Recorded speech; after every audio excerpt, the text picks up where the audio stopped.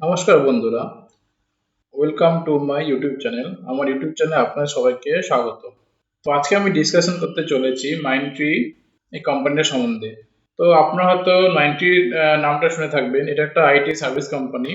তো চলুন প্রথমে দেখে নিই যে আমরা আগেই বলেছি যে আমরা যখন একটা কোম্পানিকে অ্যানালাইসিস করব, তো ওটা 360 ডিগ্রি অ্যানালাইসিস করে তারপরে এতে ইনভেস্টমেন্ট করা যায় কিনা, ট্রেডিং করা যায় নিয়ে সেই ডিসিশনে আমরা পৌঁছবো।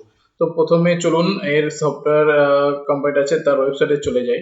এটা একটা আইটি সার্ভিস কোম্পানি। আপনারা জানেন যে আইটি সার্ভিস কোম্পানির ফিউচার প্রসপেক্টস খুবই ভালো এবং আগামী দিনে আরো ভালো হতে চলেছে, কারণ মানুষ আস্তে আস্তে ডিজিটাল কে আপন করে নিয়েছে এবং যত দেশ ছিল, যেসব দেশ ধরুন আপনার থার্ড ওয়ার্ল্ড কান্ট্রি আছে সেখান থেকে ফার্স্ট ওয়ার্ল্ড কান্ট্রি যাচ্ছে, আবার একদম নিচু যেসব কোম্পানি ইকোনমিক্যালি খুবই একদম নিচের দিকে, তারা আস্তে আস্তে উপর দিকে উঠছে এবং তারা আস্তে আস্তে ডেভেলপ করছে। তো ডেভেলপ যত দেশ হবে আইটি সার্ভিস তত ভালো করতেই হবে এবং তার জন্য বিভিন্ন দেশ আস্তে আস্তে উপর দিকে চলে আসছে। তো এই আইটি সার্ভিসের যে ফিউচার প্রসপেক্টস যে খুবই ভালো, সেটা আমরা নিঃসন্দেহে এখানে বলতে পারি। তো প্রথমে দেখে নিই এই কোম্পানিটা কি কি সার্ভিস প্রোভাইড করে। দেখুন এখানে ব্লক চেন, যেটা আগামী দিনের ভবিষ্যৎ, ডিজিটাল মার্কেটিং, ই কমার্সে সাপোর্ট এবং সফটওয়্যার তৈরি করে, ক্লাউড কম্পিউটিং এই কোম্পানিটা আছে, ডেটা ইন্টেলিজেন্স, রোবোটিক্স, সব ধরনের সার্ভিস দেয়।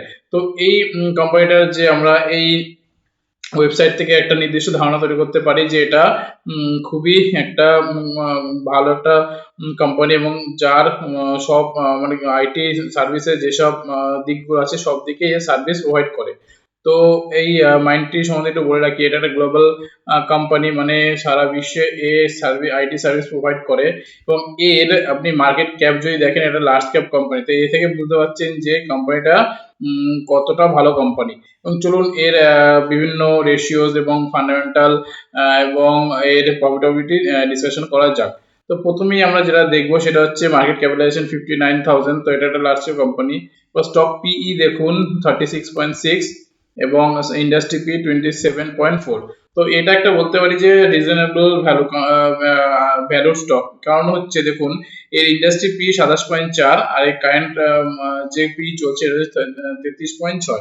মানে ধরুন একটু যদি প্রফিট একটু বেড়ে যায় তাহলেই এই ইন্ডাস্ট্রি পির কাছেই চলে আসবে।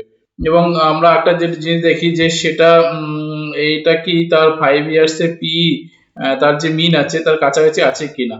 দেখুন 5 ইয়ার্স পি হচ্ছে 25.8 এবং কারেন্টলি চলছে 33.5 এরকম। তাহলে বলতে পারি যে এটা মোটামুটি রিজনেবল ভ্যালু। কারণ হচ্ছে দেখুন এই কোম্পানিটা একটা বড় আইটি কোম্পানি, অনেক হয়তো নাম শুনে থাকবেন।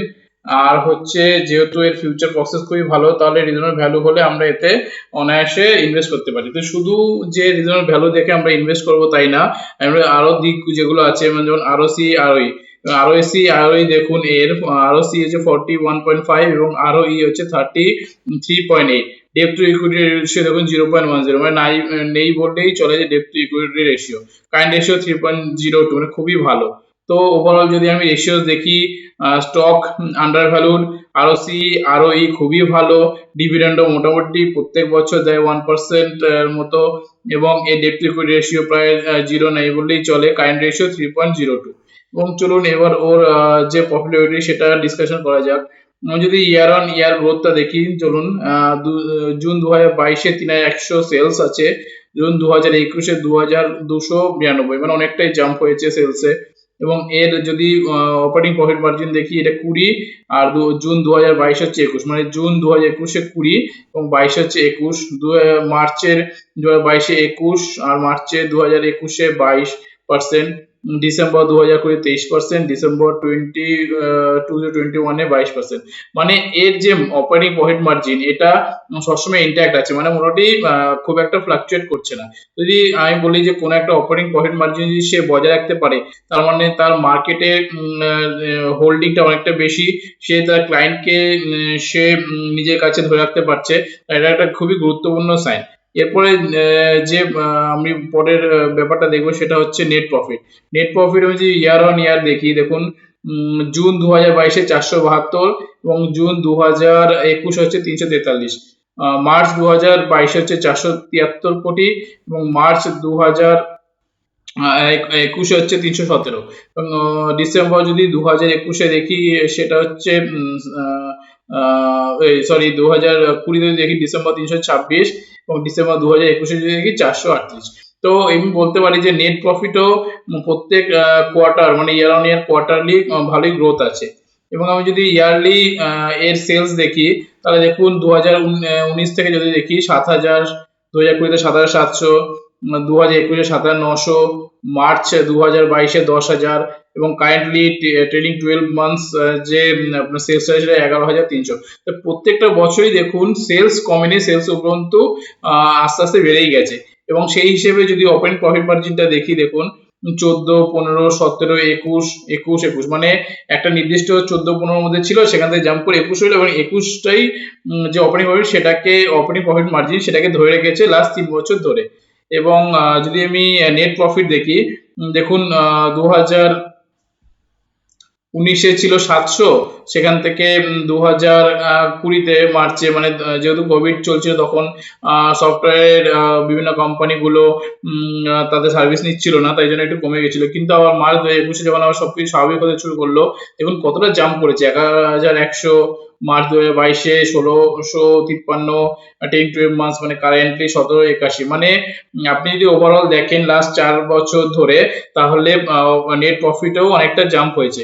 এবং এদের যে ট্যাক্স যে দিচ্ছে দেখুন 26%, 25%, 24%, মানে এরা ট্যাক্স দিতে সক্ষম। মানে এরা যে বিজনেস করছে এবং বিজনেস থেকে যে মুনাফা দিচ্ছে আসছে সেই মুনাফার যে নির্দিষ্ট একটা পরিমাণ গভর্নমেন্টকে দিতে হয় সেটা এরা সবসময় ভালোভাবে দিচ্ছে। মানে এখন যদি আপনি দেখেন যে কোম্পানির যে ট্যাক্স দিতে হয় সেটা ওই 20, 22, 23 এর মধ্যে আছে।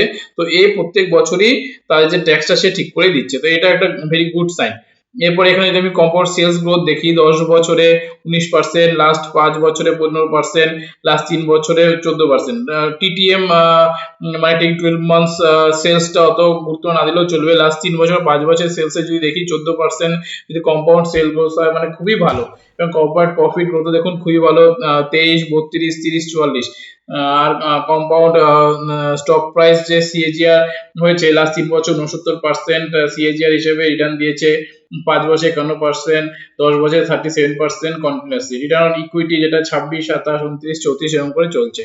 এবার যদি ব্যালেন্স শিটে যাই, ব্যালেন্স শিটে দেখুন লাস্ট 2019 থেকে দেখুন 3,142 ছিল, সেখান থেকে 2020 যেহেতু কোভিড এর জন্য এর রিজার্ভস একটু কমে গেছিল, কিন্তু তারপর মার্চ 21 থেকে আবার 4,100, 5,300, 5,500 মানে কন্টিনিউয়াসলি বেড়ে গেছে।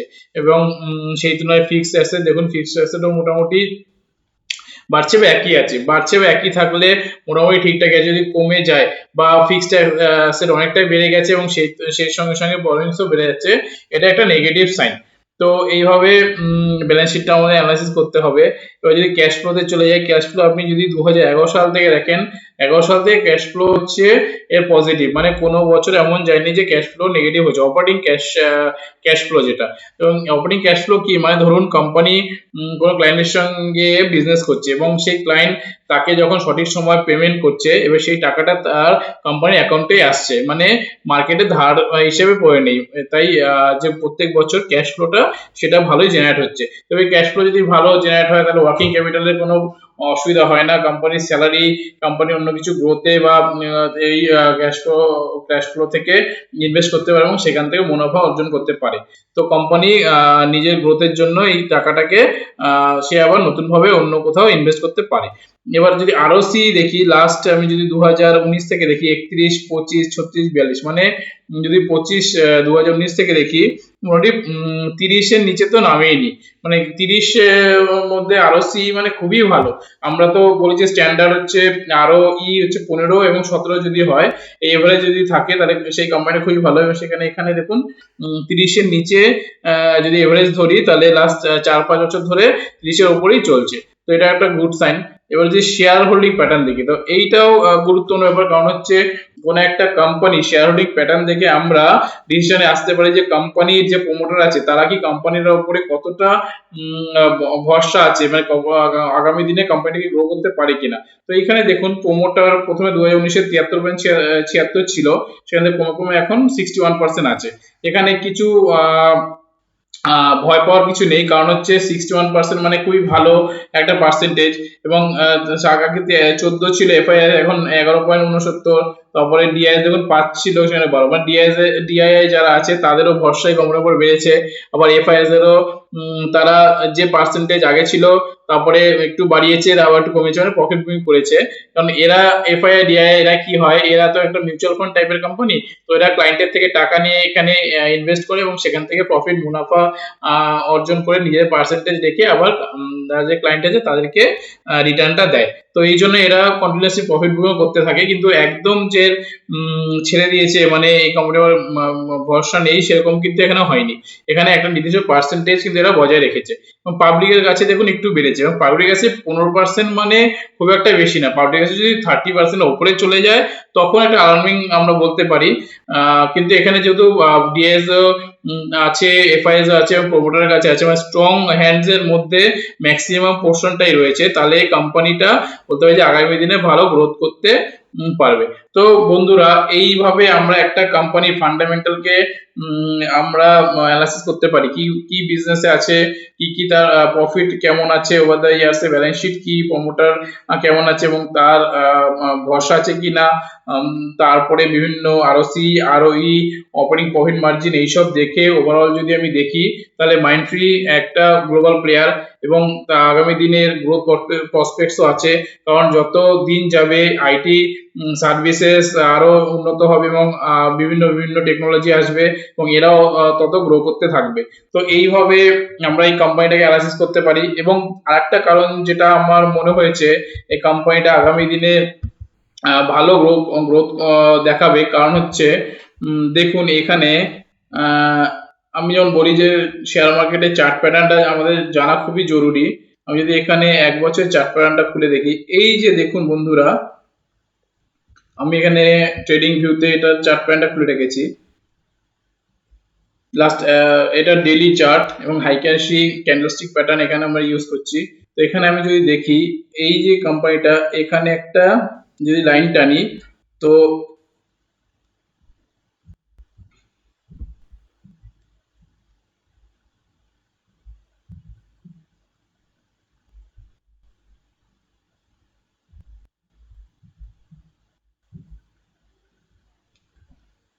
এখানে দেখবেন একটা ডাব্লিউ শেপ কোম্পানি আমাদের তৈরি হয়েছে এবং এই ডাব্লিউ শেপটাকে একটা দিনের ক্যান্ডেলে এখানে দেখুন ও ক্রস করেছে, মানে একটা দিনের শেষে এটাকে ব্রেকআউট দিয়েছে এবং সেইটাকে ব্রেকআউটটাকে আবার ভেঙে একটু নিচের দিকে এসেছিল, কিন্তু এই ডাব্লিউর যে পিক সেটাই ক্রস করে নিচে নামিয়ে নেবে, এখান থেকে আবার উপরের দিকে গেছে। এবার দেখুন এইখানে একটা বলে রাখি যে এই কোম্পানিটা এখানে যে একটা রেজিস্ট্যান্স আছে এই রেজিস্ট্যান্সের কাছাই চলে এসছে এবং এই রেজিস্ট্যান্স থেকে কোম্পানিটা হয়তো কিছুদিনের জন্য একটু নিচের দিকেও যেতে পারে, কিন্তু নিচের দিকে গিয়ে আবার উপরের দিকে যাবে। যেহেতু কোম্পানিটা আমি অ্যানালাইসিস করলাম যে খুবই ভালো, ফান্ডামেন্টাল খুবই স্ট্রং এবং চার্টটাও খুব স্ট্রং লাগছে, কারণ একটা ডাব্লিউ প্যাটার্নকে এ ব্রেকআউট দিয়ে উপরে দিয়ে গেছে। এবার এই রেজিস্ট্যান্সটা এখানে খুব একটা গুরুত্বপূর্ণ না, কারণ কোম্পানির ফান্ডামেন্টাল ভালো, আন্ডার ভ্যালুড। তো সব দিক দিয়ে বিচার করলে এই কোম্পানি এখানে থেমে থাকবে না, এর উপর দিকে যাবে, যেহেতু ফিউচার প্রসপেক্টসও ভালো আছে। তো নেক্সট টার্গেট যদি বলতে পারি এই পয়েন্ট, নেক্সট পয়েন্ট হচ্ছে 4000, যে 300 400 আছে এই লেভেলটা তো আগামী কিছুদিনের মধ্যেই ক্রস করবে। এবং এই যেহেতু কোম্পানির প্রফিটও সবথেকে হাইয়েস্ট আছে, ইয়ার অন ইয়ার যে গ্রোথ আছে সেটাও ভালো আছে, তো এখানে হাইয়েস্ট লেভেল অবধি তো কোম্পানি কিছুদিনের মধ্যে অ্যাচিভ করবেই। তো এই হাইয়েস্ট লেভেলটা দেখুন মোটামুটি 4-5 হাজার আমি বলতে পারি, এবং কারেন্ট প্রাইস যদি চলছে 3600, তাহলে 1400 পয়েন্টস মানে মোটামুটি আপনার 35% এর উপরে কারেন্ট লেভেল থেকে যেতে পারে। তো 35% যদি আমার 1.5 বছর বা 2 বছরে অ্যাচিভ হয়, তাহলে আর কোম্পানিটার যদি এই ফান্ডামেন্টালি এইভাবে গ্রোথ করতে থাকে, তাহলে আমি কোম্পানিটাকে হোল্ড করতে পারি এবং আগামী দিনের এই পার্সেন্টেজটা জন্য আমি ওয়েট করতে পারি। এবং এভাবে বিভিন্ন কোয়ার্টারলি রেজাল্টসটা দেখবো এবং অ্যানালাইসিস করব। তো যদি আমার হোল্ড করতে হয় আমি হোল্ড করব, যদি দেখি যে কোম্পানিটা ফান্ডামেন্টাল খারাপ হচ্ছে তখন আমি সেখান থেকে নিজের ডিসিশন অনুযায়ী একে প্রফিট বুক করবো বা লস বুক করে এখানে বেরোতে পারবো। তো এইভাবে আমি যদি এই ফান্ডামেন্টাল যদি এরকম ইন্ট্যাক্ট থাকে, তো কোম্পানিটাকে আগামী 2 বছরের জন্য সঠিক সময় এখন ইনভেস্ট করা যেতে পারে। তো বন্ধুরা, এইভাবে একটা কোম্পানিকে তার 360 ডিগ্রি অ্যাঙ্গেলে অ্যানালাইসিস করতে হয়, তার টেকনিক্যালও দেখতে হয়, তার ফান্ডামেন্টাল দেখতে হয়, তার বিজনেস লাইনস কি কি আছে সেগুলো দেখে অ্যানালাইসিস করতে হয়। তো এইভাবে বন্ধুরা, আপনারাও বিভিন্ন কোম্পানি খুঁজে বার করবেন, তার অ্যানালাইসিস করবেন, তার চার্ট প্যাটার্ন দেখবেন, তার ফান্ডামেন্টালস দেখবেন, কোম্পানির রিজনেবল ভ্যালু কিনা, আন্ডার ভ্যালু কিনা, এসব চিন্তা ভাবনা করে ট্রেডিং বা ইনভেস্টমেন্ট ডিসিশন নেবেন। বন্ধুরা, এই ভিডিওটা যদি আপনাদের ভালো লেগে থাকে তাই লাইক শেয়ার করবেন, সাবস্ক্রাইব করবেন। আগামী দিনে এরকম ভালো ভালো আরো ভিডিও পাওয়ার জন্য আমার এই চ্যানেলটাকে সাবস্ক্রাইব করে দেবেন আর খুব খুব খুব লাইক করবেন। তো বন্ধুরা, আজকে এই ভিডিওটা এই অবধি। আগামী দিনে আরো এরকম অনেক ভিডিও নিয়ে আমরা হাজির হব। তাই ভিডিওটা দেখার জন্য থ্যাংক ইউ, ধন্যবাদ। Have a nice day, bye bye.